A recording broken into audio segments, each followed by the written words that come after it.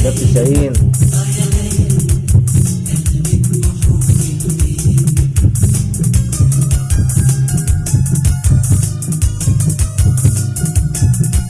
برضك الموزع في الأدوية اسمه حماده نبيل، أستاذ حماده نبيل يا جماعة، برضك موزع جميل جدا.